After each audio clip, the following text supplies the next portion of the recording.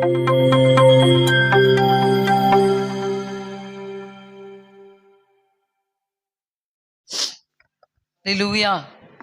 దేవుని పరిశుద్ధ నామమునకు మహిమ కలుగునుగాక. కూడి వచ్చిన మీ అందరికీ నా హృదయపూర్వక వందనాలు తెలియపరుస్తున్నాను. ప్రభు మనల్ని ఎంతగానో బలపరుస్తున్నారు. నిజంగా ఇప్పుడు బలహీనులు, అప్పుడు బలవంతులు. హల్లెలూయా. దేవుడు చక్కగా ఆయన సన్నిధిలో మన అడుగులు స్థిరపరిచి ఆయన మనతో మాట్లాడుతూ మనల్ని ఎంతో చక్కగా అతీతంగా కడుతున్నందుకు దేవునికి మహిమ కలుగునుగాక. మేము ఏ వాక్యాలు అయితే మీకు ప్రకటిస్తున్నామో ఆ వాక్యాల్లో మీరు నిలిచిన్నందుకు మేము మరింతగా దేవుడిని స్తుతిస్తున్నాం. హల్లెలూయా. మరింతగా దేవుని సన్నిధిలో మిమ్మల్ని ఎత్తుపట్టడానికి, మిమ్మల్ని బట్టి స్తుతి చేయడానికి, మిమ్మల్ని బట్టి సంతోషించడానికి ప్రభు కృప చూపుతున్నారు. ఈ సమయంలో ప్రభు మన కొరకు ఉద్దేశించిన వాక్య ధ్యానాంశము పోయిన వారం కంటిన్యూషన్ మనం ధ్యానం చేసుకుందాం. దానియేలు గ్రంథము 4వ అధ్యాయము 1 నుండి 3 వచనాలు. రాజుగా నెబుకద్నెజరు లోకమందంతటా నివసించు సకల జనులకును దేశస్థులకును ఆయా భాషలు మాట్లాడు వారికి ఎలాగూ సెలవిచ్చుచున్నాడు. మీకు క్షేమాభివృద్ధి కలుగుగాక. మహోన్నతుడగు దేవుడు నా ఎడల చేసిన అద్భుతములను సూచక క్రియలను మీకు తెలియజేయుటకు నాకు మనస్సు కలిగెను. ఆయన సూచక క్రియలు ఎంతో బ్రహ్మాండమైనవి, ఆయన అద్భుతములు ఎంతో ఘనమైనవి. ఆయన రాజ్యము శాశ్వత రాజ్యము, ఆయన ఆధిపత్యము తరతరములు నిలుచుచున్నది. గడిచిన వారం ఈ వాక్య భాగంలో నుండి హాఫ్ పార్ట్ని మనం ధ్యానం చేసుకున్నాం. రాజుగు నెబుకద్నెజరు ఒక అన్యజనుడు, సామాన్యుడు కాదు, సామంతుడు. అతడు దేవుని యొక్క అద్భుతాలు బ్రహ్మాండమైనవని, ఆయన యొక్క సూచక క్రియలు ఘనమైనవని విశేషంగా సకల ప్రజలతో కూడా చెప్పడానికి నాకు మనస్సు కలిగింది అని మాట్లాడుతూ తను ప్రభువుని ఎలాగా అనుభవించాడు, ప్రభు అద్భుతాలు, ప్రభువు సూచక క్రియలు అనుభవపూర్వకంగా ఎలా అనుభవించాడు అనే విషయాన్ని మనం ధ్యానం చేసుకోవడం జరిగింది.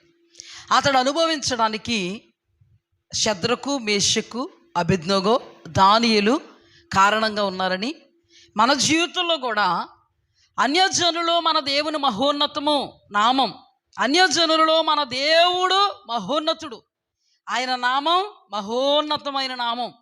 తూర్పు దశ మొదలుకొని పడమట దశ వరకు అన్యజనులలో ఆయన నామం మహోన్నతమైనది.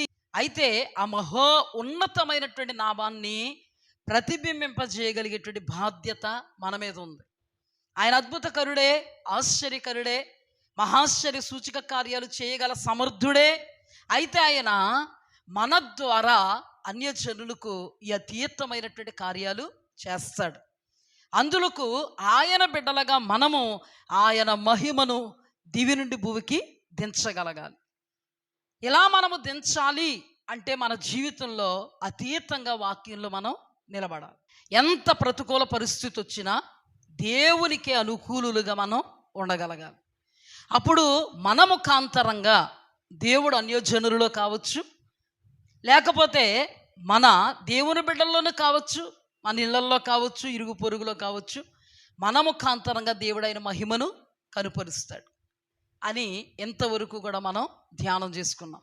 ఇప్పుడు సెకండ్ పార్ట్ని మనం ధ్యానం చేసుకోబోతున్నాం. ఏంటి అంటే ఇక్కడ రాయబడిన మాట 3వ వచనం, 4వ అధ్యాయం 3వ వచనం.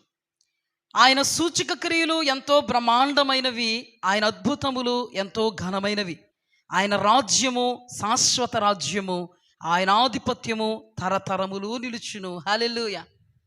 దేవుని వాక్యంలో రాయబడింది ఆయన రాజ్యం శాశ్వతమైన రాజ్యం, ఆయన ఆధిపత్యము అంటే ఆయన ఏలుబడి తరతరములు నిలుచును.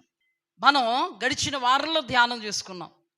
ఏం ధ్యానం చేసుకున్నాం అంటే ఆయన ఒక మనుష్యునిలో నుండి లేదా కొంతమంది మనుష్యులలో నుండి అన్యజనుడైనటువంటి రాజు నెబుకద్నెజరు దేవుని యొక్క అద్భుతము, దేవుని యొక్క సూచక క్రియ అనుభవిస్తున్నప్పుడు ఆటోమేటిక్గా అతడు దేవుని వాక్యాన్ని ప్రకటించినట్లుగా, ఆటోమేటిక్గా అతని దగ్గర ఏం బైబిల్ లేదు, కానీ అతడు ఎప్పుడైతే దేవుని బిడ్డల ముఖాంతరంగా దేవుని మహిమను, అద్భుతాన్ని, మహాశ్చర్య సూచక కార్యాలను అనుభవపూర్వకంగా అనుభవించాడో ఆటోమేటిక్గా ఆయన ఏం మాట్లాడుతున్నారు?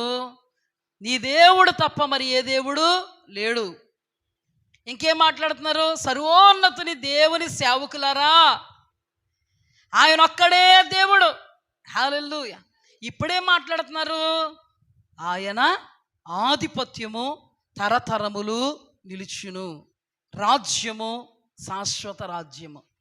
నిజంగా మనకు తెలుసు ఆయన రాజ్యం శాశ్వత రాజ్యం. ఆయన పరిపాలన రాజకీయ నాయకుల్లాగా 5 సంవత్సరాల నుండి ఎగిరిపోయి పరిపాలన కాదు, ఇంకొకటి ఎక్కి పరిపాలన కాదు. ఆయన రాజ్యమే శాశ్వతమైన రాజ్యం. హల్లెలూయా. ఆయన శాశ్వతంగా రాజ్యానికి పరిపాలకుడై ఉన్నాడు. ఈ మాట వాక్యం. ఈ వాక్యాన్ని ఎవరు పలుకుతున్నారు? అన్యజనుడు పలుకుతున్నాడు. రాజు నెబుకద్నెజరు పలుకుతున్నాడు. ఎప్పుడు పలికాడు? మనం గడిచిన వారం ధ్యానం చేసుకున్నాం. దేవుని వాక్యం ఆటోమేటిక్గా తన నోట గుండా ఎప్పుడు వచ్చింది అంటే అతడు అద్భుతాన్ని, సూచిక క్రియను అనుభవించినప్పుడు. అనుభవిస్తూ అతను ఏం మాట్లాడుతున్నాడు? ఆయన అద్భుతములు బ్రహ్మాండమైనవి, ఆయన సూచిక క్రియలు ఏమని మాట్లాడుతున్నాడమ్మా? ఆయన అద్భుతములు బ్రహ్మాండమైనవి, ఆయన సూచిక క్రియలు ఘనమైనవి. అంతేనమ్మా రాయబడింది. దేవునికి స్తుతి కలుగుగాక. ఎప్పుడు చెప్పగలిగాడు? వాక్యం ఎప్పుడు వచ్చింది అతని నోటగుండా? అద్భుతాన్ని, సూచిక క్రియను అనుభవించినప్పుడు. మరి ఇక్కడ కూడా ఆయన రాజ్యం శాశ్వత రాజ్యం, ఆయన ఆధిపత్యం తరతరముల వరకు నిలుచును అనేది ఎప్పుడు వచ్చింది మాట? ఇప్పుడు అనుభవపూర్వకంగా ఎరిగినప్పుడు. హల్లెలూయా. అనుభవపూర్వకంగా ఇంతవరకు అద్భుతాలను, సూచక్రియలను ఎరిగి ఆయన అద్భుతములు బ్రహ్మాండములు, ఆయన సూచిక క్రియలు ఏమని ఘనమైనవి. ఇప్పుడు కూడా అనుభవపూర్వకంగా ఎరిగాడు కాబట్టే సకల ప్రజలతో, లోకములో ఉన్న అందరితో చెప్పడానికి అతని మనస్సు వచ్చింది. ఏమని? ఆయన రాజ్యం శాశ్వత రాజ్యం, ఆయన పరిపాలన యుగ యుగములు నిలుచును. నేను 1కి 2 సార్లు ఎందుకు చెప్తున్నాను తెలుసా? మీకు బై హార్ట్ అయిపోవాలి. నేను 1కి 2 సార్లు ఎందుకు నొక్కి ఒక్కడిని చెప్తున్నాను, ఎందుకు రిపీట్ చేస్తున్నాను? ఆ పదాలు మీకు మర్చిపోకూడదు. ఇంకా ప్రార్థనలో పెట్టాలి. ప్రభువా, అనుభవపూర్వకంగా నెబుకద్నెజరు రాజు నీ కార్యములను వివరిస్తున్నాడయ్యా, నీ అద్భుతాలు బ్రహ్మాండమైనవి అంటున్నాడు తన భాషలో. ప్రభా, నీ యొక్క సూచిక క్రియలు న్యాయమైనవి, ఘనమైనవి అంటున్నాడయ్యా అని మనం ప్రార్థనలో పెట్టగలగాలి. ఇప్పుడు మర్చిపోకూడదు. అంటే ఇందాక అతడు అనుభవపూర్వకంగా ఎరిగాడు, ఇప్పుడు కూడా ఈ మాట పలకడానికి, వ్రాయడానికి, ప్రజలందరికీ తెలియపరచడానికి మనస్సు ఎందుకు వచ్చిందంట? అతడు అనుభవపూర్వకంగా ఎరిగాడు. హల్లెలూయా. ఈ వాక్య భాగంలో నుండి చాలా విశేషమైనటువంటి సంగతులు, చాలా గూఢ భావాలు, గూఢార్థాలు ప్రభు మనతో మాట్లాడినవి ఉన్నారు. ఈ సమయంలో అవుతుందో నెక్స్ట్ వీక్కి కూడా మరి అవుతుందో నాకు తెలియదు, కానీ మీరందరూ శ్రద్ధగా ఈ మాటలు వినాలి. హల్లెలూయా. మహాపరిశుద్ధుడు అయిన దేవా, గొప్ప తండ్రి, ఘనమైన తండ్రి, మీ మాట సత్యం నాయన. అన్యజనుడైనటువంటి నెబుకద్నెజరు రాజు సామాన్యుడు కాదు, సామంతుడు. ప్రభువా, అనుభవపూర్వకంగా నీ అద్భుతాలను బ్రహ్మాండమైనవంటున్నాడయ్యా, నువ్వు సూచిక క్రియలను ఘనమైనవంటున్నాడు, నీ రాజ్యము శాశ్వత రాజ్యం అంటున్నాడు, నీ పరిపాలన యుగ యుగములు నిలుచునంటున్నాడు. నాయన కృపగల దేవా, మేమును అనుభవపూర్వకంగా నిన్ను ఎరగగలిగేటువంటి భాగ్యం, అనుభవపూర్వకంగా ఎరిగిన దానిని ప్రకటించగలిగేటువంటి భాగ్యం మాకు అనుగ్రహించండి. మిమ్మల్ని స్తుతిస్తూ, మిమ్మల్ని కీర్తిస్తూ, కొనియాడుతూ నామా జీవితాల్లో మా బ్రతుకు దినములన్నిట నీ పాదాలను శరణ్యంగా చేసుకోవడానికి మీ కృప అనుగ్రహించమని, మా ద్వారా అనేకులలో ప్రభువా కార్యసిద్ధిని కలుగు చేయమని, యేసు అతి పరిశుద్ధ నామమును నా మాటగాక, నా ఉపమాన అలంకారము గాక, నీ ఆత్మచేత నన్ను నింపి నన్ను మీ స్వాధీనం ఉంచుకొని కొలవన సఖ్యం కానీ మహిమాయుక్తమైనటువంటి అభిషేకము విడుదల చేసి ప్రతి మాటను ప్రభువ మీరు అభిషేకించి అభిషేకపు మాటలు ప్రతి హృదయములో ఆశీర్వాదకరంగా ఉండుటకు సహాయం చేయమని యేసు అతి పరిశుద్ధ నామమున అడిగి వేడుకుని పొందుకొని నాము పరమ తండ్రి, ఆమేన్. హల్లెలూయా. నెబుకద్నెజరు జీవితంలో ఒక అద్భుతమైన అతీతమైనటువంటి ఒక మంచి లక్షణాన్ని మనం చూడగలుగుతాం. మంచి లక్షణం ఏంటంటే, తను ఏదైతే అనుభవిస్తాడో దానిని ప్రకటించక ఉండలేడు. తను ఏదైతే అనుభవిస్తాడో అది ప్రజలతో తెలియజేయక ఉండలేడు, తలుచుకోక ఉండలేడు, కీర్తించి కొనియాడి ఘనపరచక ఉండలేడు. హల్లెలూయా. క్వాలిటీ మంచిదా కాదండి? ఆయనలో ఉన్నటువంటి క్వాలిటీ మంచిదా కాదా? మంచిదేనా? చాలా మంచిదే. మన జీవితంలో కూడా మనం దేవుడు చేసిన మేళ్లను ప్రకటించక ఉండలేం అన్న అనుభవంలో ఉండగలగాలి. మన సరౌండింగ్లో ఉన్నటువంటి ప్రజల మధ్యలో దేవుడు ఆయన మన జీవితంలో చేసినటువంటి అద్భుతాలను, సూచక క్రియలను ప్రకటించక ఉండలేం అనేటువంటి అనుభవంలో ఉండాలి. ఆయన అద్భుతములు, ఆయన సూచక క్రియలు బ్రహ్మాండమైనవి, ఘనమైనవి అని స్తుతించి కొనియాడేటువంటి అనుభవంలో ఉండగలగాలి. ఏనాడు కూడా మరిచిపోకూడదు. నేను ఎందుకు ఈ విషయాలు చెప్తున్నానో చివరకు ఈ వాక్య భాగంలోనే మీకు అర్థమవుతాయి. లింక్ చేస్తానో మీకు అర్థమవుతాయి. ఒక కథలాగా మనం ఈ వాక్యాన్ని ధ్యానం చేసుకుందాం. చూడండి, ఫస్ట్ పార్ట్లో తన అద్భుతాలను మీకు అర్థమైపోవాలి. తన అద్భుతాలను మరేంటి, ఇంకేంటి, సూచక క్రియలు. అద్భుతాలను ఎలా వర్ణించాడు? Very good. సూచక క్రియలను ఎలా వర్ణించాడు? ఘనమైనవి. వచ్చేసింది చూసారా మీకు? అలా వచ్చేయగలగాలి. అద్భుతములు బ్రహ్మాండమైనవి, సూచక క్రియలు ఘనమైనవి అన్న ఆయనే ఆ పార్ట్ అంతా మనం ధ్యానం చేసుకున్నాం కదా. ఇప్పుడు ఆయన రాజ్యం శాశ్వత రాజ్యమని ఎలా తెలిసిందో, ఆయన పరిపాలన యుగయుగములు నిలుచునని ఎలా తెలిసిందో మనం ఆయన జీవితంలో నుండి ధ్యానం చేద్దాం. తన రాజ్యం చాలా అతీతంగా కొనసాగుతుంది. అతడు స్థిరపడ్డాడు, అతడు నెమ్మది నొందాడు, అతడు క్షేమాన్ని నొందాడు. అతనికి ఏ పాటి తొందరపాటు లేదు. చాలా క్షేమంగా, చాలా నెమ్మదిగా తన నగరంలో అతడు జీవిస్తూ ఉన్నాడు.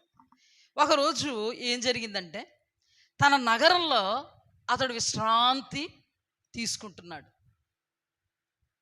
తన పడక మీద విశ్రాంతి తీసుకుంటున్నాడు.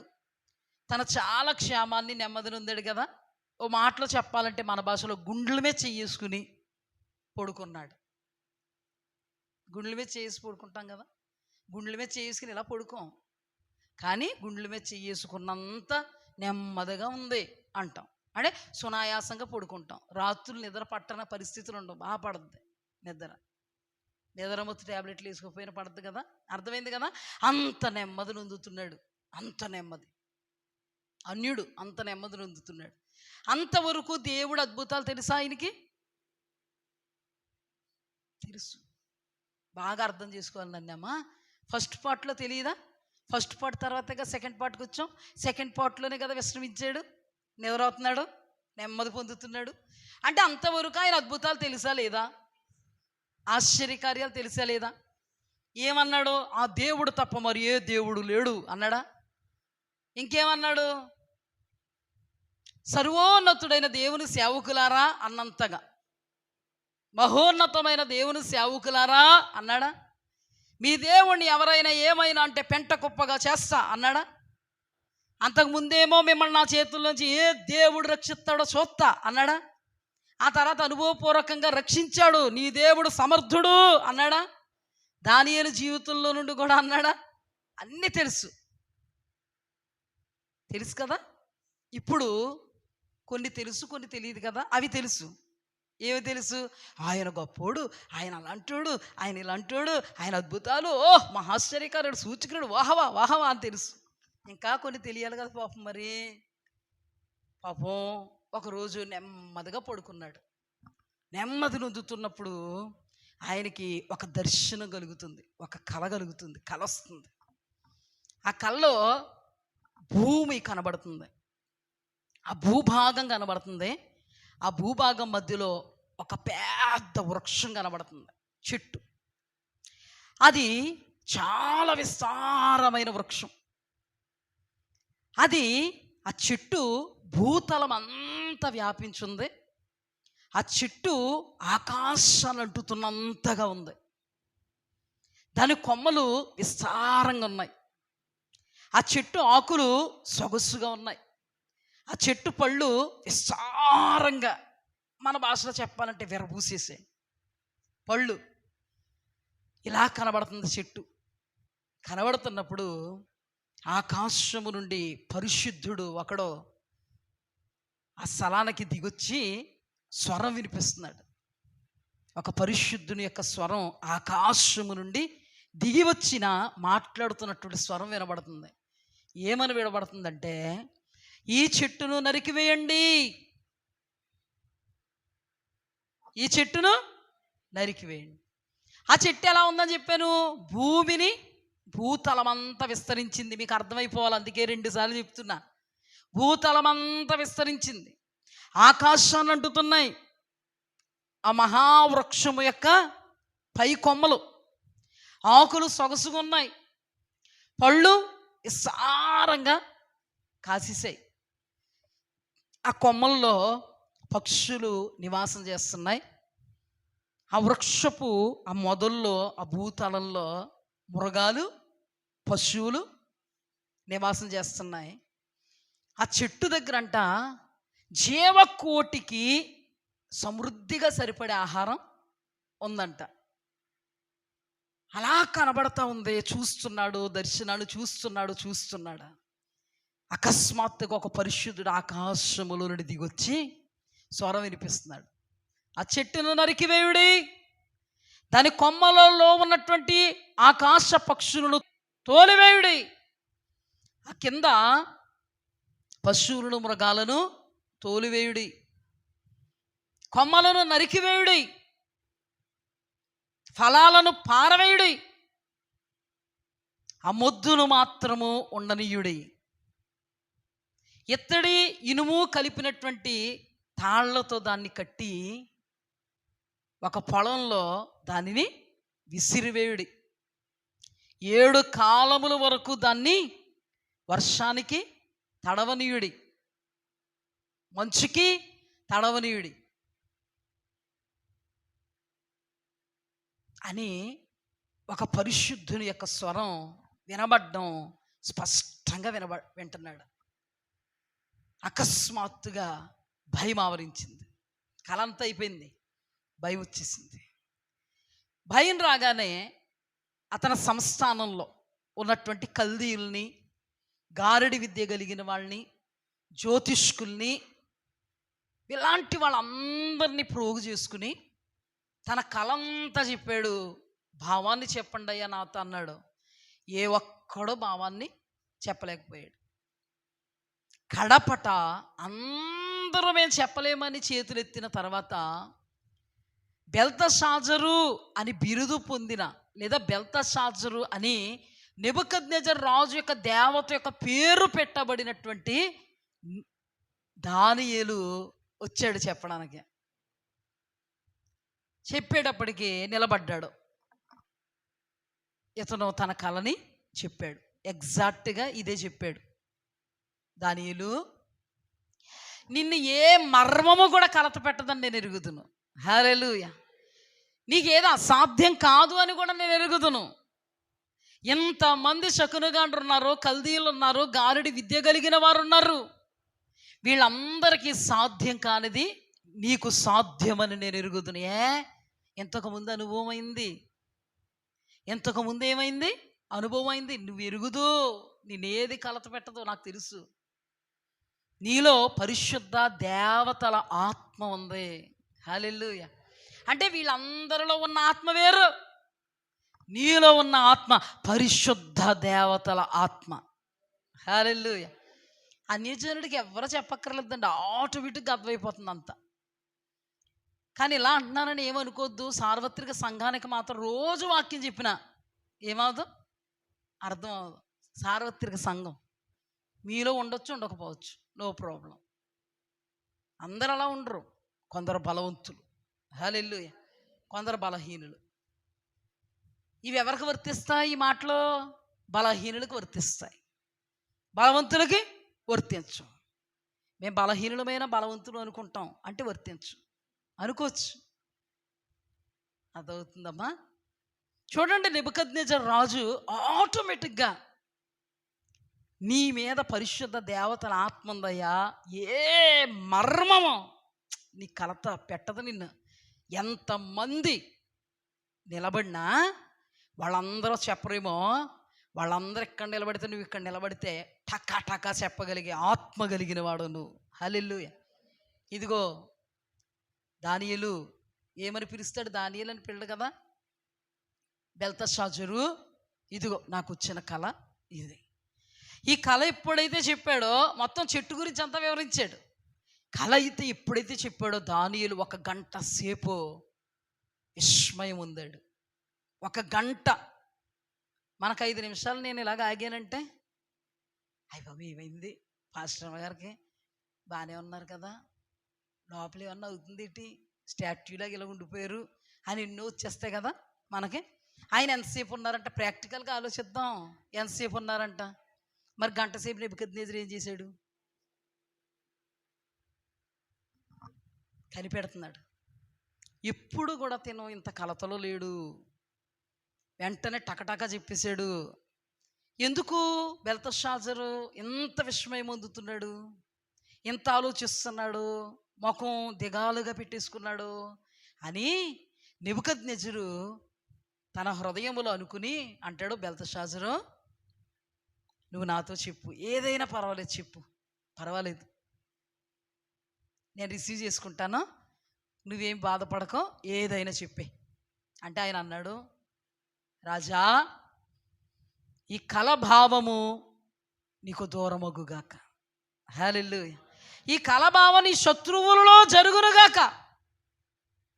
చూడండి, దానియేలు ఆ నెబుకద్నెజర్ రాజుని ఎంత గౌరవించాడు, ఎంత ఘనపరిచాడు. తన యొక్క మేలును కోరుకున్నాడు కదా. హల్లెలూయా. ఈ రోజున మేలు చేసిన వాళ్ళ కీడు కోరుకున్న వాళ్ళు క్రైస్తవ సమాజంలో కోకొల్లలు. దానియేలు అందుకే గనుడయ్యాడు. హల్లెలూయా. అన్నం పెట్టిన చేతినే నరికేసి రకాలు ఉంటారంట. ఎక్కడా? సమాజంలో కాదు, క్రైస్తవ సంఘంలో. వచ్చిన ఈ మాటలన్నీ కూడా మరి చెప్పాలి కదా, ప్రకటించక తప్పదు. దేవుడు ప్రకటిస్తున్నటువంటి ప్రకటన ఏదనగా ఇదే, ఈ దిన ప్రకటన. అన్నం పెట్టిన చేతిని నరికేసి వాళ్ళు ఉంటారు, యజమానుడికి నమ్మకంగా ఉండని వాళ్ళు ఉంటారు. యజమానుడు నమ్మి అప్పగిస్తే ఇతనే యజమానుడు అయిపోయి ఫీలింగ్లో కొంతమంది ఉంటారు. ఆయన నెత్తి మీద చెంగేసి ఈయన నెత్తి మీద కిరీటం పెట్టుకోవాలని అనుభవంలో ఉంటూ ఉంటారు, ఎదటోడిది లాగేసి దోచేసి. క్రైస్తవ సమాజంలో ఉన్నారు ఇలాంటి వాళ్ళు. కానీ దానియేలు పరాయి దేశంలో ఉన్నాడు. పరాయి దేశంలో ఉన్నటువంటి రాజు గారి యొక్క ఘనతను, మేలును, మెప్పును, రాజరికాన్ని కోరుకుంటున్నాడు. హల్లెలూయా. దేవునికి స్తుతి కలుగుగాక. కోరుకుంటున్నాడు, రాజా తమరికి దూరం అవుగాక, తమరికి జరగకూడదయ్యా, మీ విరోధులకు జరుగుగాక. వెంటనే నెబుకద్నెజరు ఏంటయ్యా చెప్పు, పర్వాలేదు ఏంటి అంటే, రాజా ఆ చెట్టు మీకు సూచించుచున్నది, ఆ చెట్టు మీకు సాదృశ్యం. ఆ చెట్టు ఎవరో తెలుసా? మీరే. మీరు మహాభివృద్ధి చెందారు, మీకు క్షేమం వచ్చింది, సమాధానంగా ఉన్నారు, మీ రాజ్యం విస్తరించేసింది. ఎంతగా విస్తరించిందంటే భూతలం అంతా విస్తరించింది. ఎంత ఎత్తుకెళ్ళిపోయారో తెలుసా మీరు? ఆకాశం అంత ఎత్తుకెళ్ళిపోయారయ్యా మీరు. కాకపోతే ఒక పరిశుద్ధుడు జాగరూకుడు ప్రకటిస్తున్నటువంటి ప్రకటన ఏంటో తెలుసా? అయ్యా పరలోకమందున్న దేవుడు మీ కొరకు డిక్లేర్ చేసిన డిక్లరేషన్, పరలోకమందున్నటువంటి దేవుడు మీ కొరకు చేసినటువంటి తీర్మానాన్ని దర్శన రూపంలో ఆ దేవుడు మీకు బయలుపరుస్తున్నాడు. ఆ ఆకాశ పక్షులు లేదా ఆ పశువులు, ఆ మృగాలు అనగా సర్వ భూప్రపంచంలో ఉన్నటువంటి ప్రజలకు ఆహారం సమృద్ధిగా మీ వద్ద ఉందయ్యా. మీరు గనులు. కాకపోతే దేవుడు మీకు ఒక విశేషమైనటువంటి సంగతిని అనుభవపూర్వకంగా తెలియపరచడానికి మీ పక్షముగా ఆయన ఒక తీర్మానాన్ని చేశారు. ఏం తెలియజేయడానికి అంటే ఆయన రాజ్యం శాశ్వత రాజ్యం అని. హల్లెలూయా. ఆయన పరిపాలన తరతరములు నిలుచునని. హల్లెలూయా. అంతటి మహాదేవుడు ఆయన రాజ్యాన్ని అల్పుడైనటువంటి మనిషికి ఇస్తున్నాడు అని మీకు అనుభవపూర్వకంగా తెలియడానికి దేవుడు చేసిన తీర్మానము. దేవుడు చేసిన తీర్మానం చెప్పేశాడు. ఇప్పుడు నెబుకద్నెజరు ఎంత జాగ్రత్తను అందాలి? దాని అర్థం ఏంటంటే మొత్తం అంతా చెప్పేశాడు. అయ్యా, చెట్టును నరికేయండి, ముద్దును ఉంచండి అన్నారే, మీ రాజ్యంలో ఉన్న ప్రజలేంటి, సంస్థానాధిపతులేంటి, మిమ్మల్ని అడవిలోకి తోసేస్తారు. మీరు పశువులలో పశువైపోతారు. ఆకాశపు మంచు మిమ్మల్ని తడుపుతుంది. పక్షులలాగా మీ ఏకలు, పక్షులలాగా మీ చేతి వేళ్ళు మారిపోతాయి. పశువు ఎలాగైతే గడ్డి మేస్తుందో రాజా, తమరు కూడా గడ్డి మేసేటువంటి పరిస్థితిని దేవుడు డిక్లేర్ చేశాడు. అనుభవపూర్వకంగా ఆయన రాజ్యం శాశ్వతమైన రాజ్యమైన, ఆయన పరిపాలన తరతరములు నిలుచునని, ఆయనే సుప్రీం అని, ఆయనే అల్పమైన పనికి మాలిన పనికి రాని మంటికి మంటే పోయే మనుష్యులను కూడా ఆయన రాజ్యం మీద నిలబెడుతున్నాడు. టోటల్గా ఆయనే ఘనుడు అని మీరు తెలుసుకోవడానికి దేవాది దేవుడు మీ నిమిత్తము చేసిన తీర్మానం ఇది పరలోక రాజ్యములో డిక్లేర్ అయింది. మీ జీవితంలో దానిని డిక్లేర్ చేయబోతున్నాడు దేవుడు. అతడు కలగనగానే భయం వేసింది. కలభావం చెప్తే ఇంకెంత భయం వేయాలి, ఇంకెంత జాగ్రత్తగా ఉండాలి. ఇలాగ అంటున్నానని ఏమనుకోకండి. ఒక వ్యక్తి ఉన్నాడు, కల వచ్చింది. అతనికి ఫ్యూచర్లో మరణకరమైన రోగం వచ్చింది అని కల వచ్చింది. ఈ కల రాగానే నిద్రలోంచి హఠాత్తుగా లెగుస్తాడు. ఎంత సుఖంగా పడుకున్న వాడైనా, గుండెల మీద వేసుకున్న వాడైనా, అర్ధరాత్రి కల వచ్చినా కూడా పక్కన మంచినీళ్ళు పెట్టుకుంటాడేమో, సడన్గా లేచి మంచినీళ్ళు ఎలా తాగుతాడో తెలుసా? ఎలా తాగుతాడు, తాగి ఇలా పెట్టి ఏమంటాడు, అబ్బా బాబాయ్ బాబాయ్ కళ, ఇది కళ, అబ్బాయ ఇది జరగకూడదు బాబాయ్, ఇలాగొచ్చిందేంటి మరణకరమైన రోగం అని అనుకుని పాస్టర్ గారి దగ్గరికి వచ్చాడు. పాస్టర్ గారి దగ్గరికి రాగానే చెప్తున్నాడు, పాస్టర్ గారండి, నాకండి ఇలా కల వచ్చిందండి, భయం వేసిందండి, ప్రార్థన చేయండి. అసలు ఏంటండి మరణకరమైన రోగం అంటేని అన్నాడు. ఈలో పాస్టర్ గారికి, నాకు కూడా ఉదయాన్నే దేవుడు బయలుపరిచారయ్యా, క్యాన్సర్ వచ్చింది నీకు, అర్థమైనా చెప్తున్నాను, క్యాన్సర్ వచ్చిందయ్యా అంటే కల వస్తేనే అంత భయం వేసింది. కల వస్తేనే అంత భయం వేసింది. దైవజనుడికే దేవుడు బయలుపరిచి ఆ మరణకరమైన రోగం ఏమో కాదు, నువ్వు మరణం అయిపోవడానికే అది క్యాన్సర్ అనే రోగం అని తెలియపరిస్తే ఆ వ్యక్తికి ఇంకెంత భయం వేయాలి చెప్పండి. అది నాకే అనుకో, నేనేం చేస్తాను తెలుసా? ఫస్ట్ కాళ్ళు ఎట్టేసుకుంటాను దేవుణ్ణి, ప్రభువా హిజ్కియాను జ్ఞాపకం చేసుకున్నట్టు నన్ను జ్ఞాపకం చేసుకో. ఇంకా నాకు సేవ ఉంది నాయన, ఇంకా చాలా సేవ చేయాలి నాయన, అర్ధాంతరంగా ఎగిరిపోకూడదు ప్రభువా నేను. నాయన నువ్వు సర్వశక్తుడు, నీ కార్యములు ఆశ్చర్యములు బ్రహ్మాండమైనవయ్యా, ఘనమైనవి నాయన, తండ్రి నన్ను జ్ఞాపకం చేసుకో అంటానా? అన్నా నా కల వచ్చింది, పాస్టర్ గారు తన కలభావం చెప్పారు, అది ఎప్పుడు నెరవేరుద్ది అంటానా? అది ఎప్పుడు నెరవేరుద్దని నేను అంటే, నా వంటి దౌర్భాగ్యురాలు, దుష్టురాలు, పనికి మాలింది ఎక్కడ ఉండదు. మరి నెబుకద్నెజరు రాజు ఎవరంటే ఈయన మహాసామ్రాట్, చక్రవర్తి, స్థిరపడిపోయినోడు, ఘనుడు, రాజు, గొప్ప రాజు, అతనికి ఎదురే లేదు, తిరిగే లేదు, మొత్తం అంతా జయించేసినోడు. ఇప్పుడు జ్ఞాని అజ్ఞాన, ఇతను ఎలా ఉన్నాడో తెలుసా? నాకు కల వచ్చింది, మహా భయం వేసింది. ఈ కలభావం మా వాళ్ళని చెప్పమన్నాను, ఎవ్వరు చెప్పలేదు. నా దేవత పేరు పెట్టబడినటువంటి బెల్తషాజరు చెప్పాడు. ఓహో, పరలోకమందున్న దేవుడు చేసిన తీర్మానమా ఇది? బాగుందా ఇది? నీకొక నిధి బాక్స్ రాబోతుందంటే నీకొక నిధి తవ్వకాల్లో నీకు తగలబోతుంది. వజ్ర వైడూరు రత్న రాసులు బాక్సులు అలాగా వచ్చేబోతున్నాయంటే ఎప్పుడు జరుగుద్దా అని ఉండొచ్చు. ఈ కీడుకరమైన కళని ఎప్పుడు జరుగుద్దో బాబోయ్ అని భయం ఉండాలా? ఎవరు డిక్లేర్ చేశారు ఆయన పాదాల దగ్గరికి వెళ్ళాలా? ఆయన కార్యాలు అద్భుతాలు అన్నారు, ఆయన సూచక్రియలు బ్రహ్మాండమైనవన్నారు, ఆయనే దేవుడు మరి ఏ దేవుడు లేడన్నారు. మరి ఆ దేవుడి దగ్గరికి వెళ్ళాలా? వెళ్ళి ఏం చేయాలి? ప్రభువా, నేను సరిగ్గా ఉంటే నా మీదకి ఇలాంటి డిక్లరేషన్స్ జరగవయ్యా, ఇటువంటి తీర్మానం నా విషయంలో చెయ్యు. నేనేదో తేడాగా ఉన్నాను కాబట్టే నా మీద నువ్వు ఈ తీర్మానం చేశావు. నువ్వు చాలా గొప్పోడు, భూత వర్తమాన భవిష్యత్ కాలాలు తెలుసు నీకు, నీ మహిమను నాకు చూపావు, నువ్వు మహత్యం కలిగిన దేవుడు.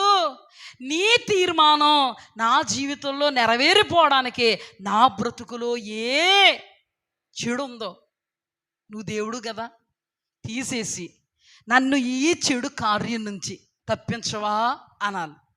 లేకపోతే దానియేలుని దీనికి విరుగుడు ఏంటయ్యా అంటా మనమా? ఈ కీడు వస్తుందంటే దీనికి విరుగుడు ఏంటి? ఈ శోధన వస్తుందంటే దీనికి విరుగుడు ఏంటంటే మనం ఏంటి విరుగుడు? ఉపవాస ప్రార్థన, అంతే కదా మన విరుగుడు. వెంటనే ఈ రోజు వచ్చిందంటే పాస్టర్ గారు ప్రార్థనలో ఇలాగ వచ్చిందయ్యా అంటే నాకు బయలుపరిచారంటే అయ్యగారండి రాత్రికి పెట్టేయండి ఆల్రెడీ ప్రేయర్లో ఉపవాస ప్రార్థన అంటాం. భయం. ఈయన గుండెల మీద చెయ్యేసుకుని ఎంత బాగా నిద్రపోయి కలగన్నాడో, ఆ కళ తెలిసినా కలభావం తెలిసినా అంతే గుండెల మీద చెయ్యేసుకుని నిద్రపోయాడు, పట్టనట్టుగా ఉన్నాడు. ఏమో నువ్వు నేను ఉంటామా? ప్రశ్న ఇది. ఉంటామా? ఉండం కదా. మరి ఆయనేంటా అచ్చ తెలుగులో చెప్పనా? పోయే కాలానికి. ఏ కాలానికి?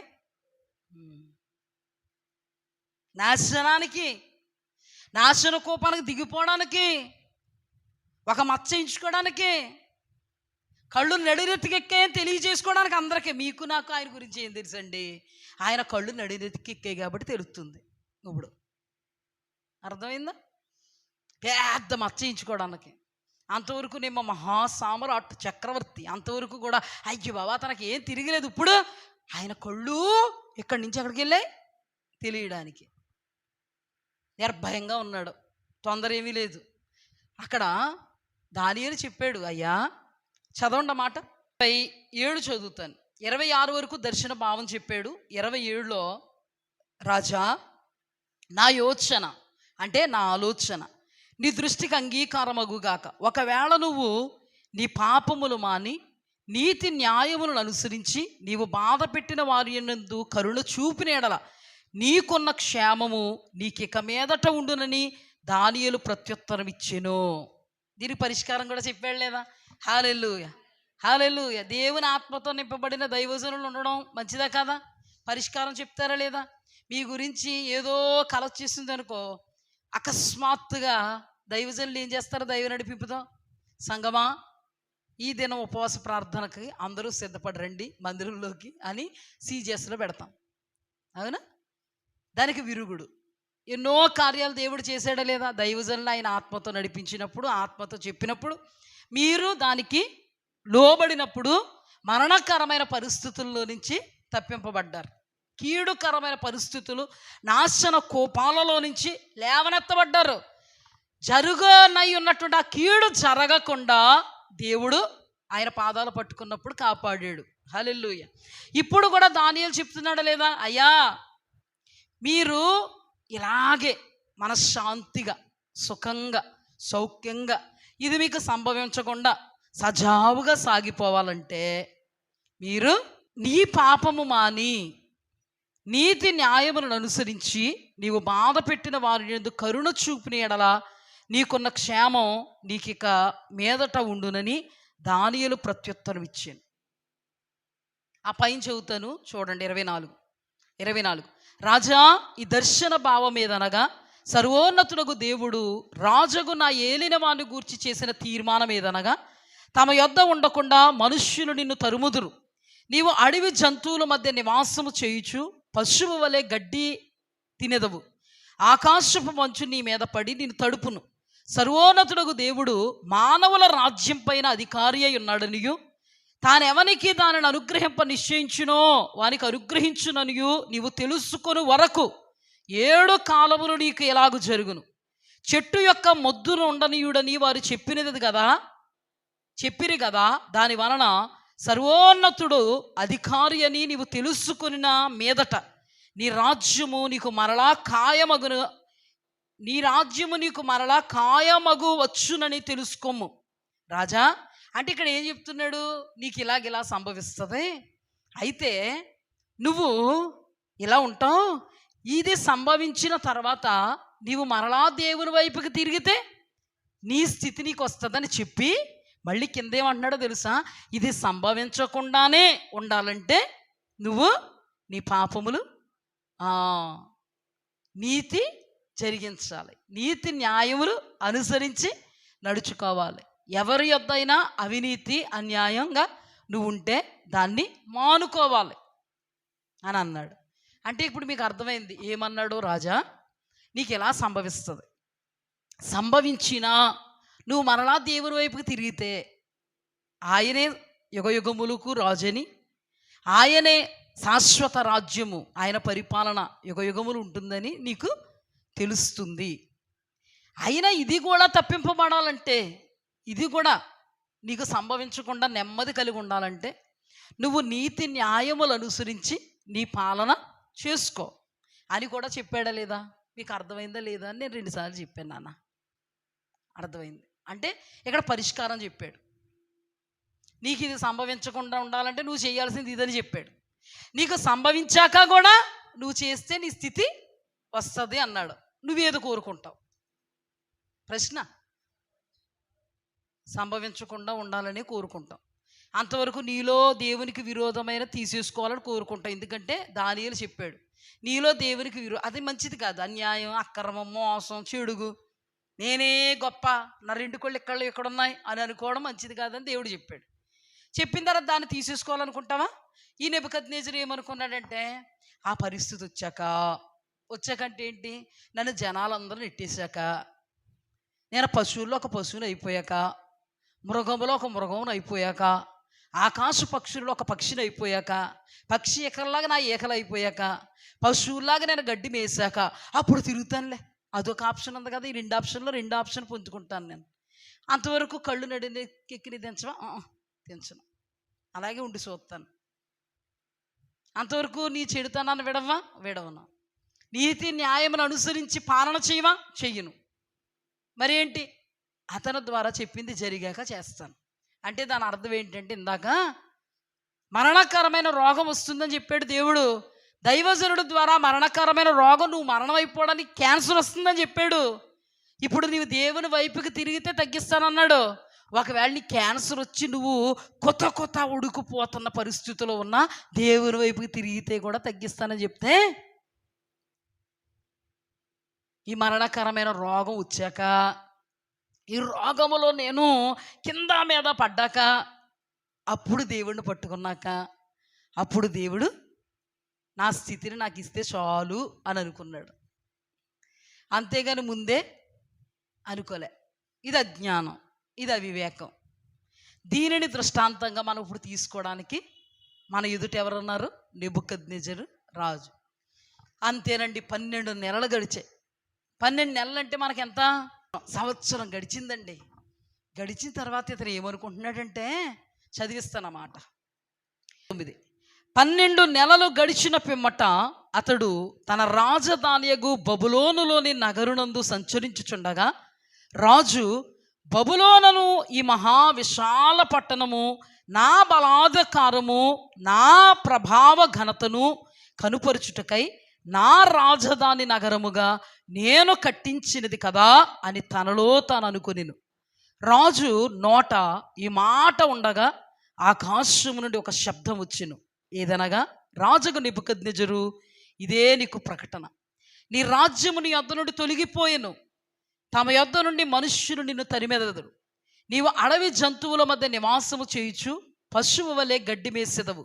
సర్వోన్నతుడగు దేవుడు మానవుల రాజ్యం పైన అధికారి అయ్యుండి తానెవనికి దానిని అనుగ్రహింప నిశ్చయించునో వానికి అనుగ్రహించునని నీవు తెలుసుకుని వరకు 7 కాలములు నీకెలాగు జరుగునని చెప్పాను. ఆ గడియలోనే అలాగున నెబుకద్నెజరునకు సంభవించెను. మానవుల్లో నుండి అతన్ని తరిమిరి. అతడు పశువు వలె గడ్డి మేసెను.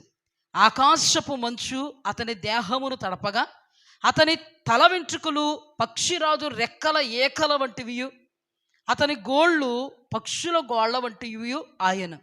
ఆ కాలము గడిచిన పిమ్మట నెబుకద్నెజరు, నేను మరలా మానవ బుద్ధి గలవాడనై నా కండ్లు ఆకాశము తట్టు ఎత్తి చిరంజీవియు సర్వోన్నతులకు దేవునికి స్తోత్రము చేసి ఘనపరిచి స్తుతించి తిని, ఆయన ఆధిపత్యము చిరకాలం వరకు, ఆయన రాజ్యము తరతరముల వరకు ఉన్నది.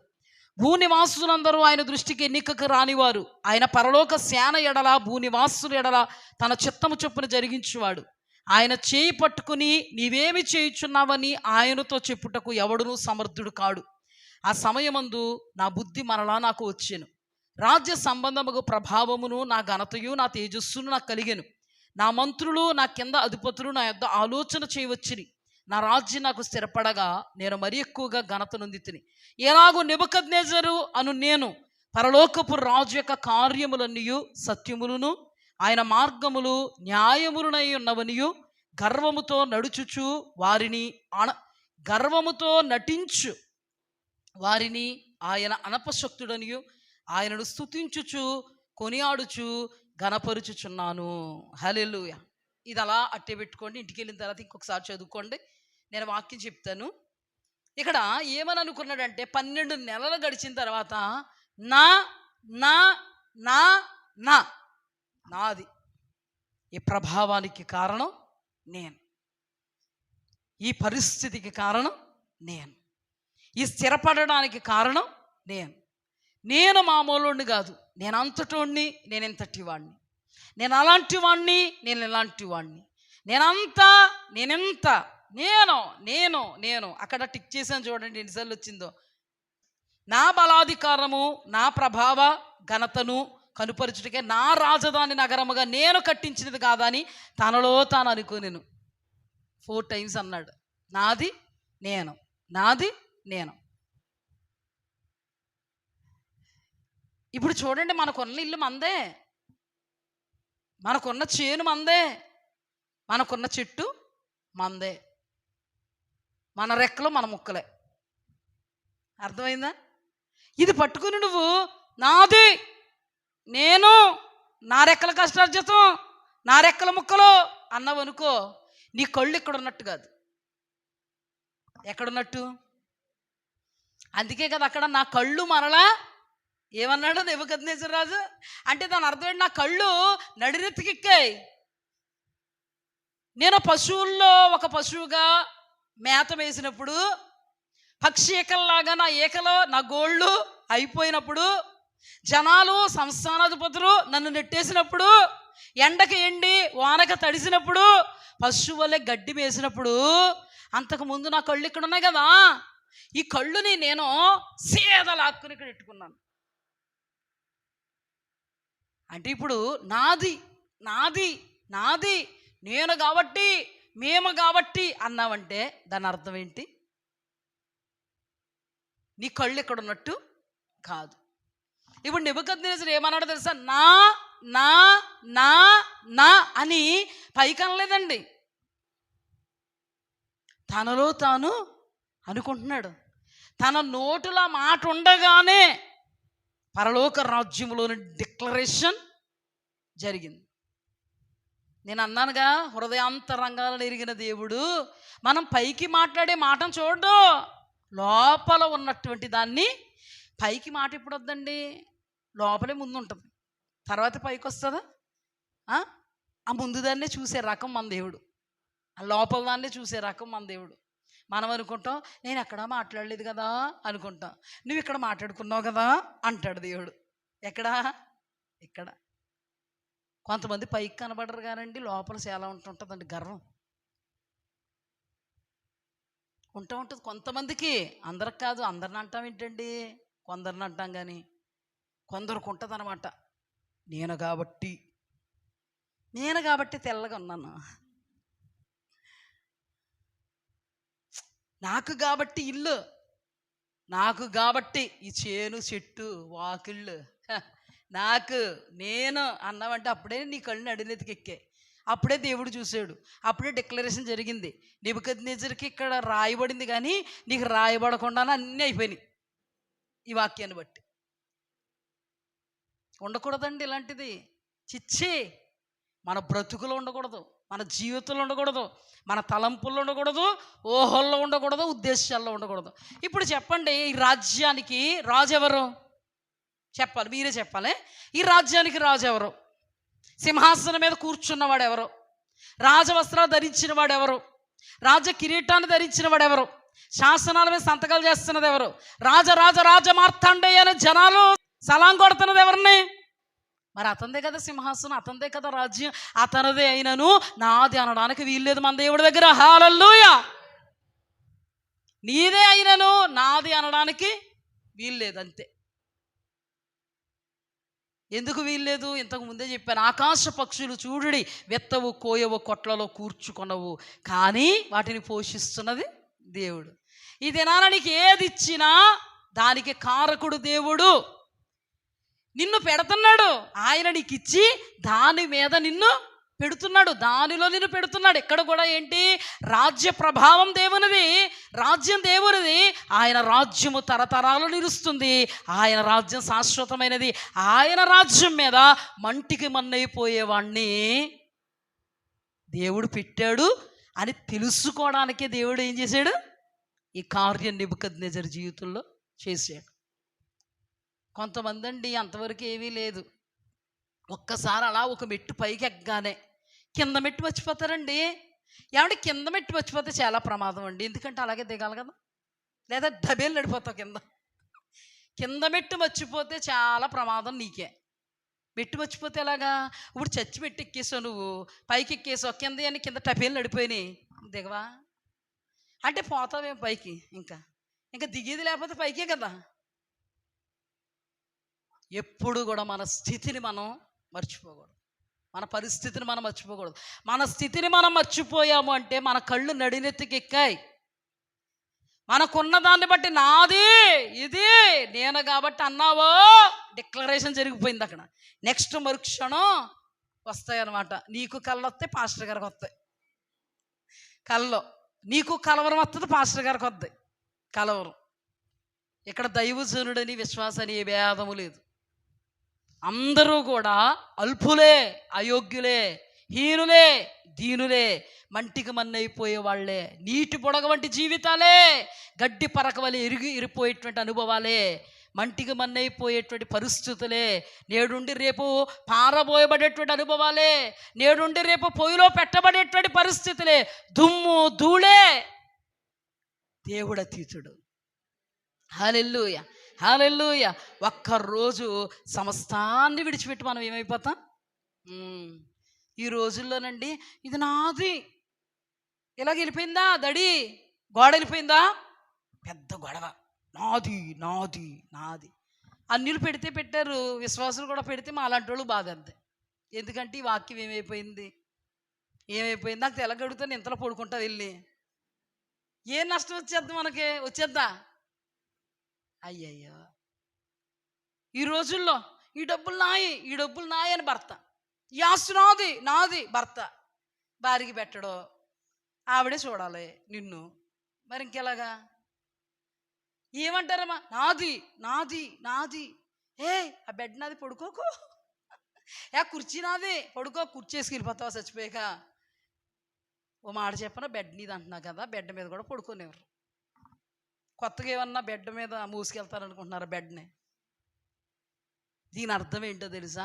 సమస్తము దేవునిదే. కృప ఏంటో తెలుసా? ఆ దేవుడు నీకు ఆ కృపనిచ్చి నిలబెట్టాడు. నాది అనుకో, ఏది లేకుండా అయిపోతావు. ఇదంతా దేవుడిచ్చిన కృప. ఏమండి, నెబుకద్నెజరు రాజుకి ఆ స్థితిని ఎవరిచ్చారు? పోనీ దేవుడు అంటే ఏంటో తెలియదు ఆయనకి. నీ దేవుడే అన్నాడు, నిజమైన దేవుడు అన్నాడు, మహోన్నతుని దేవుని సేవకులారా అన్నాడు. నీవు అర్హుడు అయితేవే దానియేలు అన్నాడా? పూజకుని అర్హుడు అయితేవే, మర్మము చెప్పుటకు నీ అర్హుడు అయితేవే, నీ దేవుడు మహోన్నతుడు అన్నాడా? మరి ఆ మహోన్నతుడైన దేవుడు కలిచ్చాడా? ఆ మహోన్నతుని దేవుని సేవకుడు కలభావం చెప్పాడా? పరిష్కారం చెప్పాడా? నువ్వేం చేసావు? జరిగాక చూద్దాం, జరిగాక చూద్దాం. ఎంత నిర్లక్ష్యమో. జరిగింది, జనాలు గెట్టేశారు, మేత మేస్తున్నావు, మృగాల మధ్యలో పశువుల మధ్యలో ఉన్నావు. నిన్నేమన్నారు తెలుసా జనం అప్పుడు? ఒరే, నెబుకద్నెజరు రాజు పిచ్చోడైపోయాడు, పిచ్చెక్కేసింది, పిచ్చి చేష్టలు చేస్తున్నాడో, పశువు చేష్టలు చేస్తున్నాడో, అరణ్యంలో ఉన్నట్టుగా చేస్తున్నాడో, ఎందుకులేనా అరణ్యంలోకి గింటేసాం మేము అన్నారు. మధ్య రకంగా అతని యొక్క ఇమేజ్ ఏమైంది? డ్యామేజ్ అయింది. అతని ఘనత ఏమైంది? ప్రభావం ఏమైంది? కీర్తి ఏమైంది? నాది బాధేసుకున్నాడు కదా, ఏమైంది? ఏమండి, దేవుడు ఊరికి ఏది మాట్లాడండి, కరుణా సంపన్నుడు. ఆది కాండం మొదలుకొని ప్రకటన గ్రంథం వరకు అంత వాక్యం ఉన్నా ఏది ఏ సమయానికి మాట్లాడాలో దేవునికి తెలిసి మాట్లాడతాడు. తేలిగ్గా తీసుకోకండి, దేవునికి ప్రధాన స్థానాన్ని ఇవ్వాలి. నాది అనుకోకండి. దేవుడా, నువ్వు ఇచ్చింది నీకు స్తోత్రం, నా వలన జరిగిందని అనుకోకో, నా రెక్కల ముక్కల వలన ఇంత చేశాను అనుకోకో, నేను అనుకోకో, హృదయంలో కూడా అనుకోకో. పైకి అనుకుంటే మాలాంటి వాళ్ళు ఏమని అంటారని హృదయంలో అనుకుంటామేమో, అలా కూడా అనుకోకో. దేవుడు మేము అనుకున్న ఏం చేయలేం, బాధపడతాం తప్ప. దేవుడు కానీ అనుకున్నాడంటే మట్టి కనిపించేస్తాడు. మరి దేవుడు మన కోసం అనుకుంటే ఏమనుకోవాలి తెలుసా? ఈ నా బిడ్డన నమ్మకస్తురాలు, యథార్థవంతురాలు, ఈ నా బిడ్డను నేను దీవించాలి. హల్లెలూయా. ఎవరు దీవించగలరండి మనల్ని? ఎవరు ఆశీర్వదించగలరు? ఎవరు హెచ్చించగలరు? ఎవరు నీ స్థితిని మార్చగలరు? ఎవరు అతీత కార్యాలు చేయగలరు? ఎవరు లేనిదన్నట్టుగా పిలవగలరు? పైకి భయపడుతున్న దైవజనులా, దైవజనులు చూసి భయపడిపోతూ ఉంటారు కొంతమంది, సంఘస్థులను చూసి భయపడిపోతూ ఉంటారు. హమా, దైవజనుల్ని సంఘస్థుల్ని కాదు భయపడ్డం, మొదట దేవుణ్ణి చూసి భయపడాలి. హల్లెలూయా. దేవుణ్ణి చూసి భయపడాలంటే ఇక్కడి నుంచి నోటి మాట రాకుండా ఇక్కడ సెటరేట్ అవ్వాలి. ఎక్కడ? హృదయంలో. నీ హృదయము దేవునికి అంగీకారంగా ఉండగలగాలి, దేవునికి అనుకూలంగా ఉండగలగాలి, అంగీకారంగా అనుకూలంగా ఉండగలగాలి. హల్లెలూయా. ఇప్పుడు చూడండి, నెబుకద్నెజరు రాజును దేవుడు ప్రేమించి అంతకుముందు అద్భుతాలు సూచక క్రియలు చేస్తే బ్రహ్మాండమైనవి ఘనమైనవి అని కీర్తించేశాడు. తీరా దేవుడు అతని జీవితంలో జరగబోయేటువంటి, అంటే ఒక మాటలో చెప్పాలంటే సంభవింపబోయేటువంటి దుస్థితి, సంభవించబోయేటువంటి కీడు, సంభవింపబోయేటువంటి శోధన బయలుపరిస్తే అలక్ట్ అయ్యాడా? అవ్వాలా అవ్వకూడదా? కరుణ వచ్చిందని చెప్పారు, అలక్ట్ అయిన వాళ్ళు బాగుపడ్డారు, ఏం చేద్దారని అనుకున్న వాళ్ళు పోయారు కదా. అందుకని మనం ఏమవ్వాలి? అలక్ట్ అవ్వాలి. నెబుకద్నెజరు రాజులోంచి మనం ధ్యానం చేసుకుందాం. ఇందులో పాయింట్ ఏంటో తెలుసా? నీది ఏది కాదు, నీకు దేవుడు ఇచ్చాడు, అది కృప. ఎంతోమందికి ఇవ్వలేదు, నీకు ఇచ్చాడు, అది నీ కృప. హల్లెలూయా. నీ కళ్ళు ఇక్కడే ఉండాలంటే హృదయములో కూడా నువ్వు నేను అనేది అనుకోకూడదు. ఒక మాట చెప్పనా? నేను అనుకున్నాడు సైతన్గాడు, ఎక్కడ? పరలోకం. నేను అనుకున్న వాళ్ళని అస్సలు ఉంచడు దేవుడు, తోసేసాడు అక్కడి నుంచి. నేను అని అనుకుంటే దేవుడికి ఇష్టం ఉండదు. ఏమనుకున్నాడు? నేను సభా పర్వతం మీదకి ఎక్కిపోదును. ఆహా, అక్కడికి ఎక్కిపోతే మరి ఆయన ఎక్కడుందును? ఆయన ఎక్కడుందినా? గెంటెద్దును, నిన్నే గెట్టేశాడు. ఎందుకు? హృదయములో అనుకున్నది ఆయనకు తెలుసు. గర్వం, నేను గర్వం, నాకు గర్వం, గర్వపు మాటలు అనలేదాడు, లోపల గర్వం పడ్డాడు. లోపల ఎప్పుడైతే గర్వపడ్డాడో హృదయ రహస్యాలు ఎరిగిన దేవుడు ఏం చేశాడు తెలుసా? తోసి పాడేశాడు. ఇప్పుడు కూడా లోపల అనుకున్నాడు నా నా నా. ఎప్పుడైతే దేవుడు చూశాడో ఒక్క త్రోసి పాడేశాడు. ఎక్కడికో తెలుసా? ఎక్కడ దొత్తి ఎక్కడ పడ్డాడో తెలుసా? అరణ్యంలో పడ్డాడు. జాగ్రత్త, నువ్వు కూడా అలా ఉంటే ఒక్క తోపు తోసాడేమో సమస్తం కోల్పోయేమో జాగ్రత్త. ఒక్క తోపు తోసాడేమో ఏడుపు మిగిలిపోయిందేమో జాగ్రత్త. ఒక్క తోపు తోసాడేమో లేగలేకపోతున్నావేమో జాగ్రత్త. ఒక్క తోపు తోసాడేమో తిన్నా కడుపు నిన్నట్లేదేమో జాగ్రత్త. ఒక్క తోపు తోసాడేమో ఎండమావులు అయిపోయిందేమో బ్రతుకు జాగ్రత్త.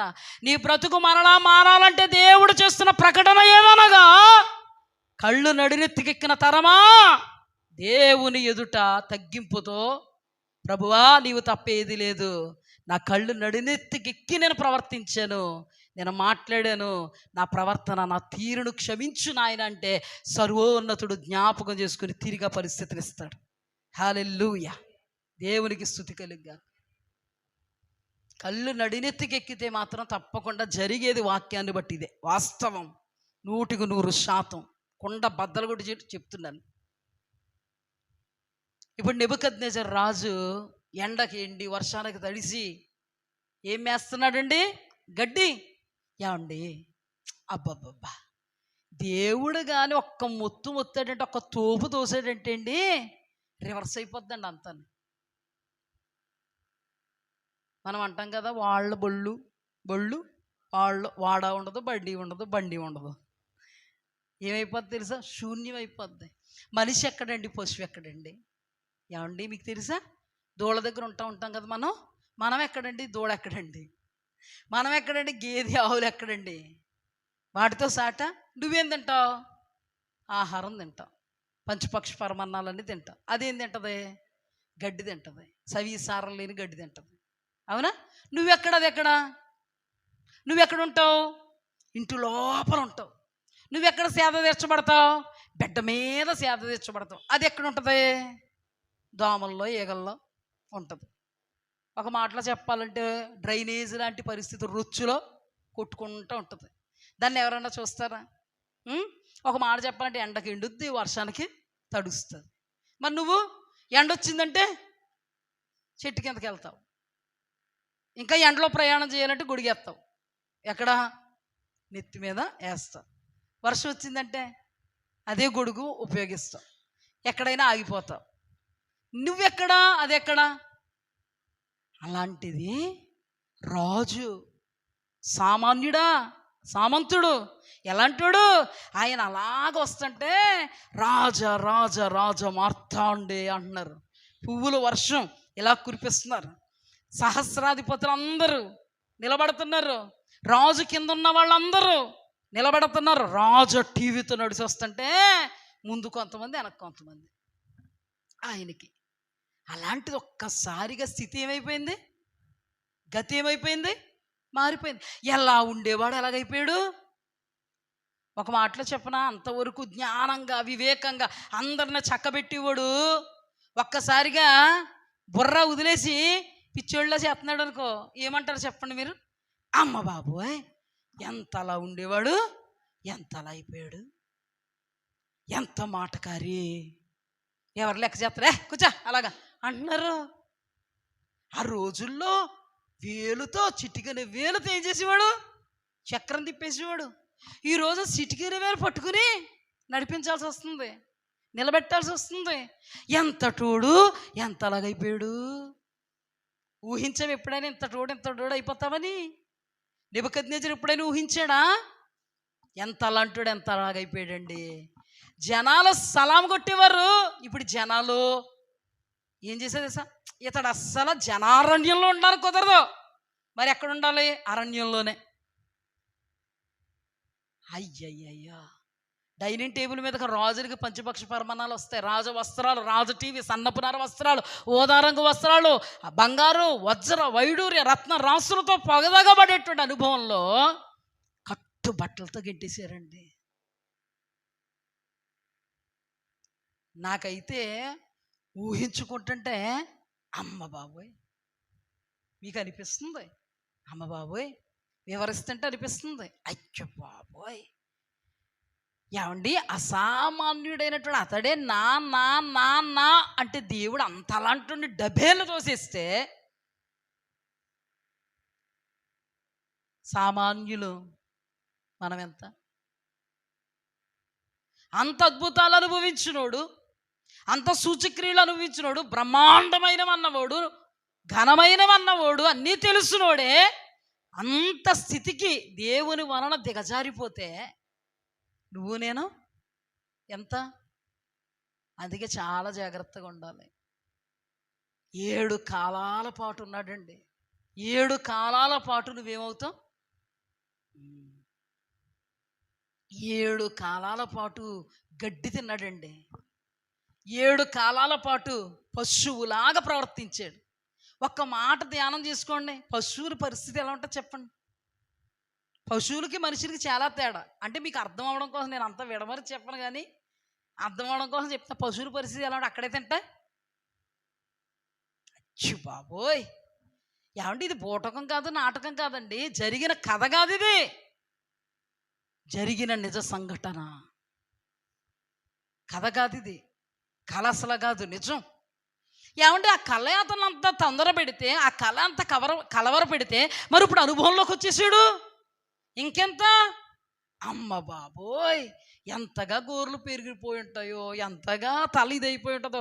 రాజు ఒక్కసారి ఊహించుకోండి, రాజవస్త్రాలు ధరించి గంభీరంగా సింహాసనం మీద ఆసీనుడైనటువంటి నెబుకద్నెజరు రాజు.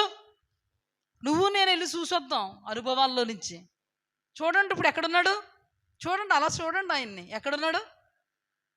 ఈకలు ఏమైపోయినాయి, వేళ్ళు ఏమైపోయినాయి, గోర్లు, తిండి, గడ్డి, త్రాగడం. ఎలా తాగుంటాడు? పక్షులు ఎలా తాగుతాయి, పశువులు ఎలా తాగుతాయి, కుక్కలు ఎలా తాగుతాయి, గతుకుతాయి. అమ్మ బాబోయ్, అంటే మన దేవుడు కనుసైగల్లోనే ఉన్నాం. మన దేవుని వాక్య పరిధిలోనే ఉంటే మనకి సాధ్యం, క్షేమం. అంతలా అయిపోయాడు. 7 కాలాలు పూర్తయ్యేటువంటి పరిస్థితి వచ్చింది. దేవుని మహాకనికరం, హల్లెలూయా, దేవుని మహాకృప అతనికి అంత జ్ఞాపకం వస్తుంది. దానియేలు దగ్గర నుంచి, శద్రక్ మేషక్ అబేద్నెగోల దగ్గర నుంచి మొత్తం రీల్ ఏమైంది మీకు అర్థమైందా? కొంతమంది గతం మర్చిపోతారు తెలుసా. ఇక్కడ చూడకపోయినా పోనీ ఇంతకుముందు సినిమాలు చూసేవారు కదా, అప్పుడు చూసారా? గతం మర్చిపోతే అంటే ఇప్పుడు కాదమ్మా అన్నారు కదా, సినిమాలు కానీ చూస్తారు. ఇప్పుడు కదా, అప్పట్లో చూసేవాళ్ళం కదా మనం. గతం మర్చిపోయారు తెలుసా. అప్పుడు ఊరుకున్నవాడు గతం మర్చిపోతే ఓయ్ అంటే ఎవరు నువ్వు అంటారు తెలుసా. గతం మర్చిపోయాడు. అతను ఒక మనిషి అని అతనికి తెలియదు.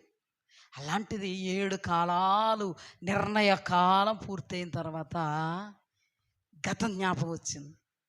హల్లెలూయా, ఇది కృపే కదా నేను అంటాను. గతం జ్ఞాపకం రాదు, అక్కడే చచ్చిపోతాడు. గతం జ్ఞాపకం రావడానికి కారణమయ్యాడు మన దేవుడు. హల్లెలూయా, ఇది కేవలం దేవుడు చేసిన కృప, చూపిన కృప. ఎందుకు? మనందరికీ తెలియడానికి. గతం జ్ఞాపకం వచ్చిందండి. గతం జ్ఞాపకం వచ్చాక చూసుకున్నాడు, తన మీద తనకి అసహ్యం వేసింది. వెంటనే రాజ్యంలోకి వెళ్ళిపోలేదు. నేను రాజునోయ్ అని వెళ్ళిపోయాడు అనుకో, వాళ్ళు వచ్చాడు రే గెంటిపడేయండి అంటారు. అలాంటిది మోకాళ్ళు వేసాడు. హల్లెలూయా, మోకాళ్ళు వేసాడు.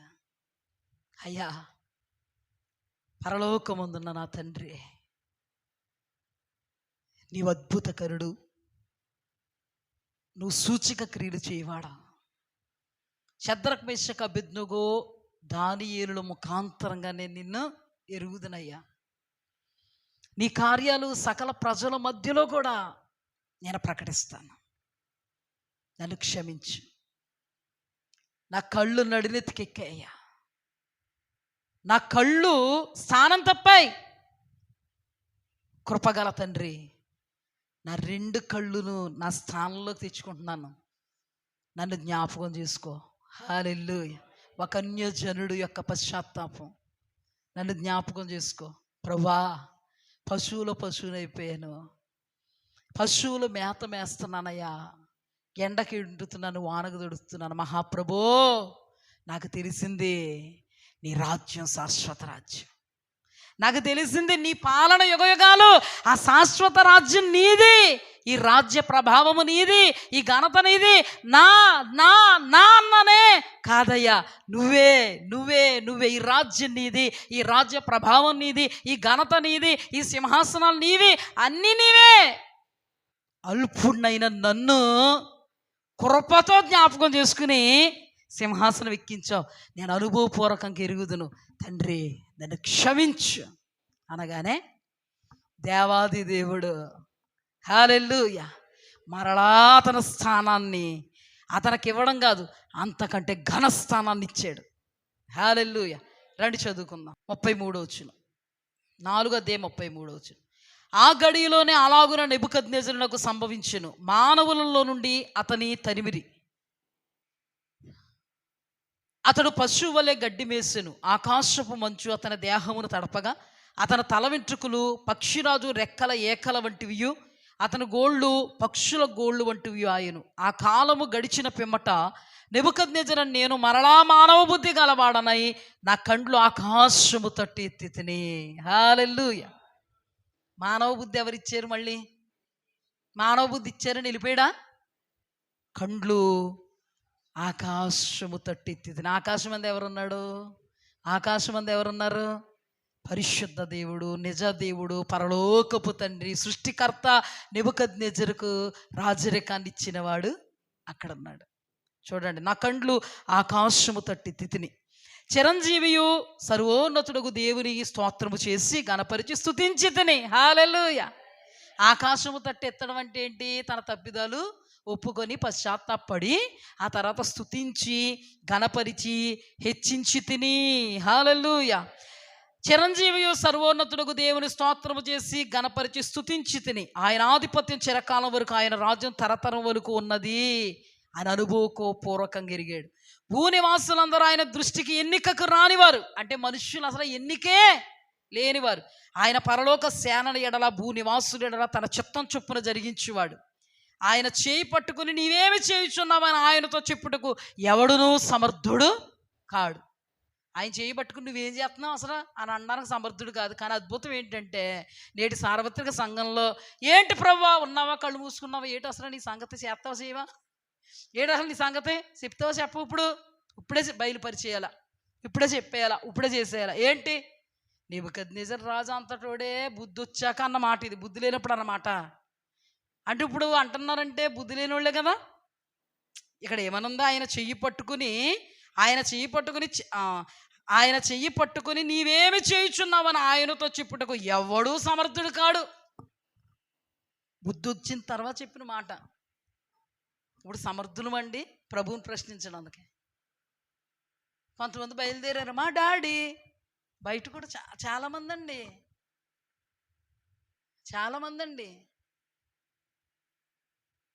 నువ్వు మా డాడీ అని ఎక్కర్లేదు. నువ్వు ఆయనకు అనుకూలంగా ఉంటే నిన్ను చంక పెడతాడు. నువ్వు ఆయనకు అనుకూలంగా ఉంటే ముదుమి వచ్చి వరకు నిన్ను ఎత్తుకుంటాడు. నువ్వు ఆయనకు అనుకూలంగా ఉంటే నువ్వు ఎంత పెద్దదానివైనా పెద్దవాడవైనా ముద్దాడుతాడు. హల్లెలూయా. ఎప్పుడు నీవు ఆయనను ముద్దు పెట్టుకుంటే, ఆయనను ముద్దు పెట్టుకోకపోతే ఆయన కోపిస్తాడు. హల్లెలూయా. కుమారుని ముద్దు పెట్టుకుని లేని ఎడల కోపించును. నువ్వేమో ఆయన ముద్దెట్టుకోకుండా ముక్కు పట్టుకుని ఏంటి అని అడిగితే ఏం చేస్తాడు ఆయన? అర్థమయ్యేలా చెప్తున్నాను. ఏంటి అంటే ఏం చేస్తాడు? అసలు నెబుకద్నెజరు బుద్ధి వచ్చిన తర్వాతే సంకలో కూర్చున్నాడు. వెళ్ళి ఏమంటున్నాడు తెలుసా? తగ్గించుకొని, ప్రభా నీ చేయి పట్టుకుని అసలు నువ్వు ఏంటి చేసావు అనడానికి ఏ మనుష్యుడు సమర్థుడు కాడు. మనం సమర్థులమా? ఏమంటే మనల్ని ఆయనే ఎత్తుకోవాలి, ఆయనే చంక పెట్టాలి, ఆయనే ముద్దాడాలి. నన్ను ఎత్తుకో అంటే అమ్మ ఉంది. అమ్మ చెప్పిన మాట కుమారుడు చిన్నోడే, చాలా చిన్నోడే, వినలేదు. అమ్మకు కొంచెం కోపంగా ఉంది. వచ్చేసి, అమ్మా నన్ను ఎత్తుకో అంటే ఎత్తుకుంటుందా చెప్పు? ఒకవేళ కాళ్ళు ఏళ్ళు పడి నన్ను ఎందుకు ఎత్తుకో అంటే అక్కడ పీకుద్ది. అవునా? ఒకవేళ ఎత్తుకున్నా కుదేసి ఎత్తుకుంటుంది. ఆ కుదేసి ఎత్తుకున్నప్పుడు తగిలేద్ది నీకు ఇక్కడ. అవునా కదా? అదే మామూలుగా నువ్వు మంచిగా ఉన్నవానికి ఎత్తుకోనక్కర్లేదు, నీ మీద ముద్దు వచ్చింది అనుకో, కుర్రోడిని ముందే తీసుకుంటుంది. చెప్పిన మాట ఆ బాటిల్ తేరా అంటే చిట్టుపుట్టు చేతులు వేసుకుని బాటిల్ తెచ్చేసి ఇదే చూపాడు అమ్మకే ఫస్ట్ బాటిల్ తీసుకోదు. చిన్నోడిని తీసుకుని ముద్దెట్టుకుని ఎంత మంచోడో నా కొడుకు అంటది. మరి దేవుడు అంతే. వాక్యంలో కూడా రాయబడి ఉందా, తల్లి తండ్రిని అంట. తల్లి తండ్రి అంటే నేను పోషించి నీకు పెట్టి ఊరుకునేనా? మరి ఇలాంటి వద్దా? ఆయన చెయ్యి పట్టుకుని ఇదేంటి అదేంటి అనడానికి ఎవ్వరికి కూడా ఏం లేదు, ఎవ్వడు సమర్థుడు కాదు. ఆ సమయమందు నా బుద్ధి నాకు మరలా వచ్చును, రాజ్య సంబంధమగు ప్రభావము నా ఘనత నా తేజస్సు నాకు కలిగాను. నా మంత్రులు నా కింద అధిపతులు నా యుద్ధ ఆలోచన చేయవచ్చురి. హల్లెలూయా. నా రాజ్యం నాకు స్థిరపడగా నేను మరి ఎక్కువ ఘనత నొంది తిని. మన దేవుడు ఎంత గొప్పవాడో తెలుసా? కోల్పోయిన వాటిని రెండంతలు అనుగ్రహించువాడు. అందుకే మన పాటలో కోల్పోయిన వాటినిచ్చు ఘననామం, కోల్పోయిన వాటినిచ్చే ఘననామం రెండంతలుగా మీరు చే అద్భుతనామం. ఇప్పుడు కళ్ళు నడుదికి నెత్తికెక్కినప్పుడు త్రోసివేయబడ్డావే, మరలా దేవుని వైపుకి తిరిగితే కోల్పోయిన వాటిని ప్రేమామయుడు రెండంతలుగా అనుగ్రహించగలడు. హల్లెలూయా. రెండంతలుగా మేలు చేయగలడు. ఇక్కడ రాయబడింది, నేను మరి ఎక్కువ ఘనత నొంది తిని ఎలాగూ నెబుకద్నెజరును నేను పరలోక రాజు యొక్క కార్యములన్నయు సత్యములను ఆయన మార్గములు న్యాయములునై ఉన్నవనియు గర్వముతో నటించు వారిని ఆయన అనపశక్తుడనియు ఆయనను స్తుతించుచు కొనియాడుచు ఘనపరుచుచూ ఉన్నాను. హల్లెలూయా. ఎంతవరకు ఘనపరుచుచూ ఉన్నాడు? ఘనపరిచానంటలే, ఘనపరుచుచూ ఉన్నాను చచ్చే వరకు. ఆయన అద్భుతమైనటువంటి శమరీని మనకి నెబుకద్నెజరు రాజు జీవితంలో నుండి అనుగ్రహించాడు. ఇప్పుడు అతను ఏం చేశాడు? పడ్డాడు, మరలా లేచాడు. మునుపటి స్థితి కంటే రెండంతల ఘనస్థితిలో పెట్టబడ్డాడు. ఆయన ఆలోచన కోసం జనాలు వస్తున్నారు, మంత్రులు వస్తున్నారు, సంస్థానాధిపతులు వస్తున్నారు.